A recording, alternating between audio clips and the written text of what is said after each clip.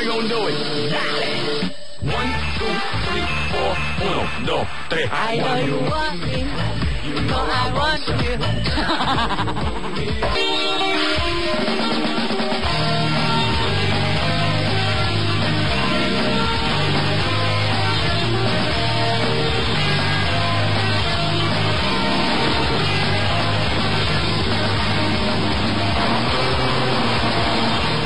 Ke Bandung yuk guys. Udah pada tahu ya, Bandung terkenal dengan distro dan kuliner yang beragam. Suasana Bandung yang dingin emang paling cocok buat makan dan minum yang hangat. Ada bandrek dan bajigur nih. Ayo, ada yang tahu nggak sih beda bandrek dan bajigur? Bandrek sama bajigur. Bandrek itu kayak susu ya, susu kopi gitu kan, yang buat semangat gitulah pokoknya.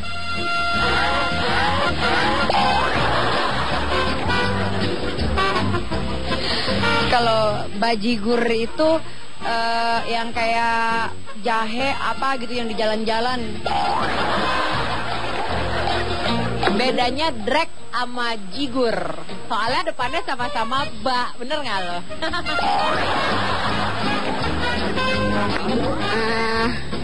Kalau bajigur panas, kalau bandrek nggak. Sama. Bandrek sama bandrek, bajigur sama bajigur. Nggak tahu. Tanya diam aja. Emang jadi kesel kan? Ya bandrek apa ya? Bandrek yang itu yang pakai roti yang gitu nggak tahu tapi. Bilang dari tadi dong kalau nggak tahu. Ayo lo. Ayo jelasin. Tuh aja Dede.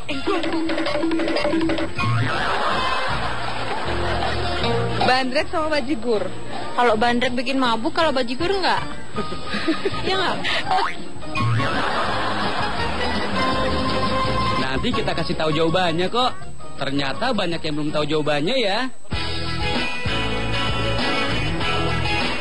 Guys, bajigur dan bandrek adalah minuman tradisional Indonesia yang berbahan dasar gula aren dan rempah-rempah. Nah, yang membedakan keduanya akan dijelaskan Pak Edi nih. Minuman bandrek dan bajigur itu kita tahu bahwa itu adalah warisan minuman leluhur kita, di mana kedua-duanya punya khasiat yang luar biasa untuk kesehatan dan bahan dasarnya sama. Jadi gula aren plus dari kelapa ya, santan. Nah, yang membedakan itu kandungan rempah-rempah. Itu yang kita namakan bandrek. Di sana ada jahe, ada serai, dan masing-masing setiap rempah memberikan dampak positif terhadap tubuh kita. Udah bisa ngebedain kan guys? Bajigur terbuat dari gula aren dan santan. Untuk bandrek, nggak hanya kedua bahan tersebut. Ada tambahan rempah-rempah seperti serai dan jahe pada pembuatan bandrek. Biar makin tahu, kita lihat pembuatan bandrek instan yuk. Haluskan gula aren menggunakan sistem penyaringan seperti ini. Kemudian, gula aren bubuk dicampur dengan serbuk rempah-rempah. Setelah tercampur rata, langsung dikemas tuh. Kalau mau menikmati bandrek, tinggal seduh aja tuh. Bandrek juga dibuat beberapa macam varian. Ada bandrek original, khusus dewasa, kopi bandrek, dan juga teh bandrek.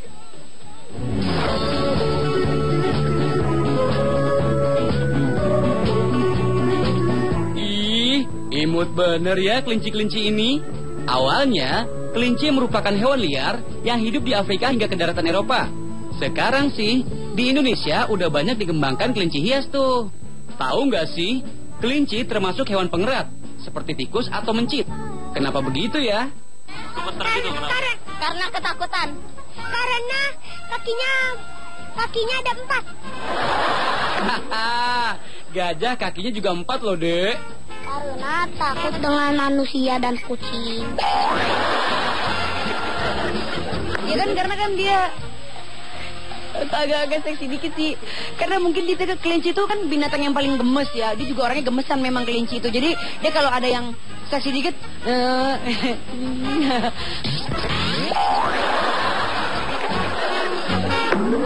Dia kedinginan. Karena dia lagi stres. Karena giginya, biar giginya nggak tajam. Jawabannya masih belum tepat ya guys. Kelinci suka mengerat karena dia punya 2 gigi. Nggak ada yang mau jawab lagi nih. Kita simak info yang benar dari ahlinya yuk. Dia memiliki kebiasaan mengerat itu untuk mengasah giginya. Karena giginya itu akan selalu terus tumbuh memanjang gitu. Apabila tidak diasah maka akan memanjang. Guys, kelinci memiliki 2 gigi seri yang tajam yang bersifat terbuka. Artinya, gigi seri tersebut tumbuh terus-menerus panjang masa. Apabila kelinci tidak mengerat, maka gigi serinya akan tumbuh berlebihan atau biasa disebut overgrowth. Tuh guys, jadi udah tahu kan kenapa kelinci suka mengerat?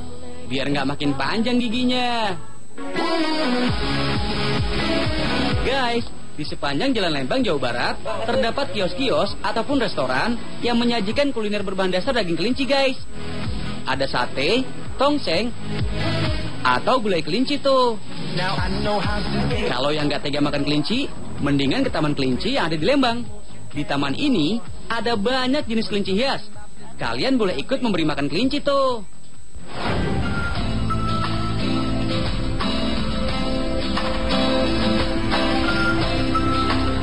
Kalau lagi jalan-jalan ke daerah Lembang, Jawa Barat, kalian bisa menikmati pemandangan hutan pinus dan cemara. Kedua jenis pohon tersebut identik dengan perayaan hari Natal. Kurang lengkap rasanya jika merayakan hari Natal tanpa menghiasi rumah dengan pohon cemara atau pinus. Oh iya, ada yang tahu nggak sih perbedaan pohon pinus dan cemara? Kalau pohon pinus itu lebih tinggi pohonnya. Kalau pohon cemara tinggi juga. Jadi bedanya apa dong? Pohon cemara mah tinggi, kalau pohon pinus mah daunnya berduri. Kalau pohon cemara buat Natal. Pohon pinus itu kayaknya bahasa lain dari cemara kayaknya ya. Oh, kalau cemara bisa giring karbol mas. Cie, yang hobi ngepel, tahu aja sih. Cemara bisa dijadikan cairan pel. Pinus sama cemara. Apa ya? Kalau cemara banyak daunnya, kalau pinus apa ya? Nggak tahu. Soalnya daunnya beda. Iya. Bener tuh yang menjawab daun.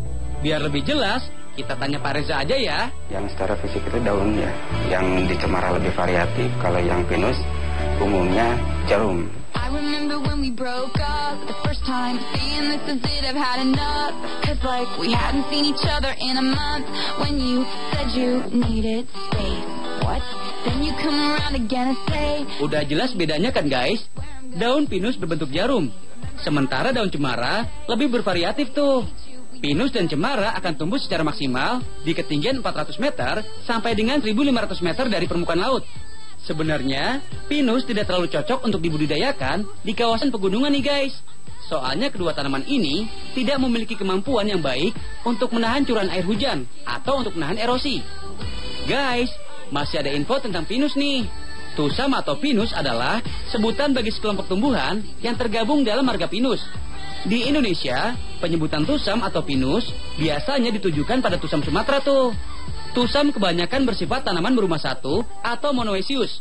Maksudnya, dalam satu tumbuhan terdapat organ jantan dan betina namun terpisah. Tahu nggak sih, pinus mengeluarkan zat alelopati. Zat tersebut mengakibatkan tanaman lain tidak bisa tumbuh di bawah pohon pinus tuh.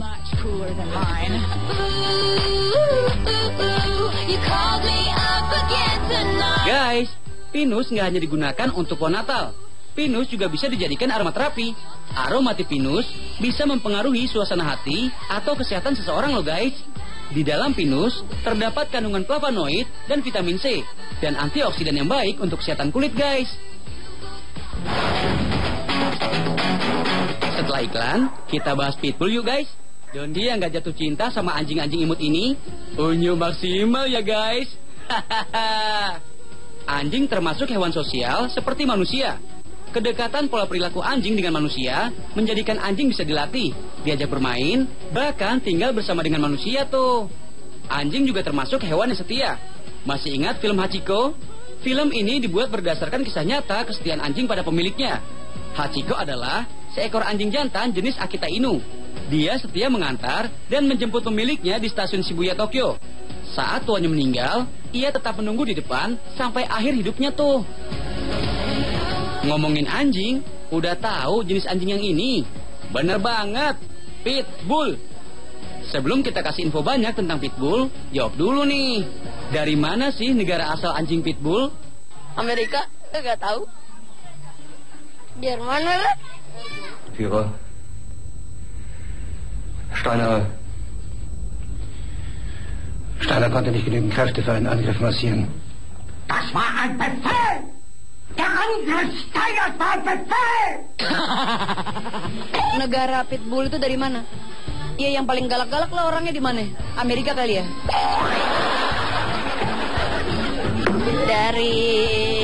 Dari Prancis. Dari Prancis.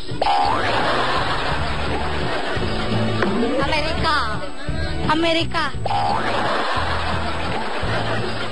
Ya ilah, masa nggak tahu anjing Pitbull asal dari mana? I know you want me, you know I want you, I know you want Banyuwangi lah. Amerika. Kenapa ya? Nggak tahu, karena banyak anjing di Amerika ya. Banyak yang menjawab di Amerika nih. Pitbull memang sangat terkenal di negara Paman Sam. Tapi sebenarnya Pitbull berasal dari Inggris tuh. Asalnya memang dari Inggris, kemudian dibawa ke Amerika. Di Amerika selama 100-an tahun, dibreed lagi, diseleksi lagi. Jadi yang kita kenal sekarang namanya American Pitbull Terrier.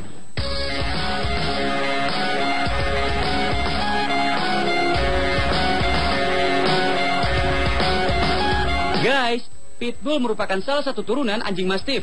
Pada zaman kerajaan Yunani kuno, anjing Mastiff biasa digunakan berperang tuh. Tahu nggak sih guys, jenis anjing Pitbull juga dikenal dengan sebutan Bulldog.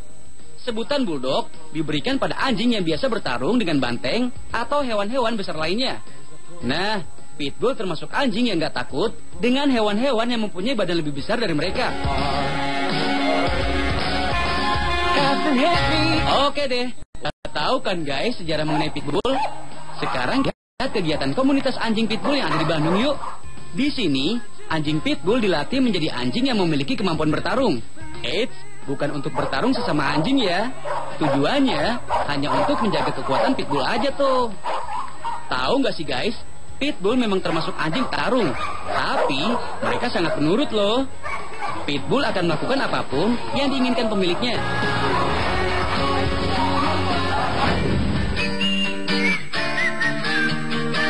Duh, nggak enak banget kalau lagi diare ya guys.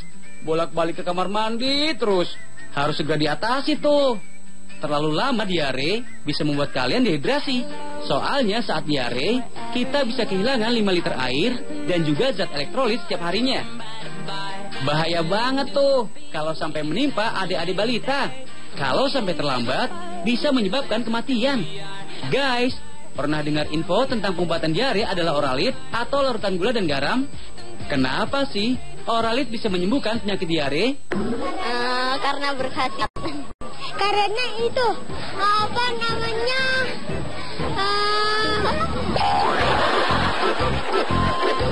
Karena ada kandungan yodiumnya.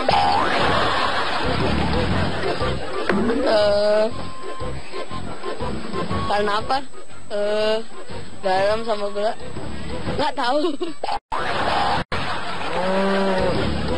Aduh deh, obat tuh.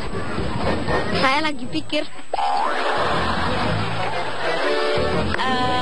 Karena kan cairan oralit itu dia kan dari garam ya, garam sama air ya, itu bisa ini buat diarenya berhenti. Itu sih pertanyaannya kak. Apa dong jawabannya? Sebagian dari tubuh kita adalah glukosa. Mungkin karena terjadinya diare karena adanya kekurangan glukosa. Masih belum ada yang benar ya guys? Kita tanya langsung sama Dokter Vira aja yuk.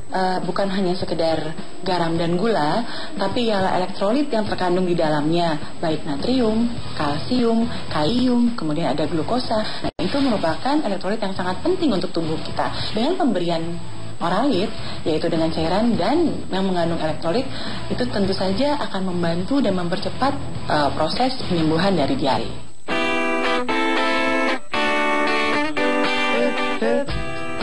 Tuh guys, udah tahu kan jawabannya?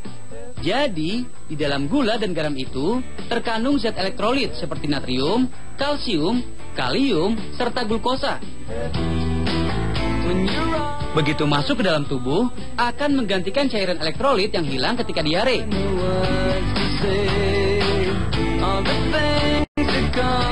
Ngomongin diare nih, masih nggak mudah mengetahui sebab diare ya guys.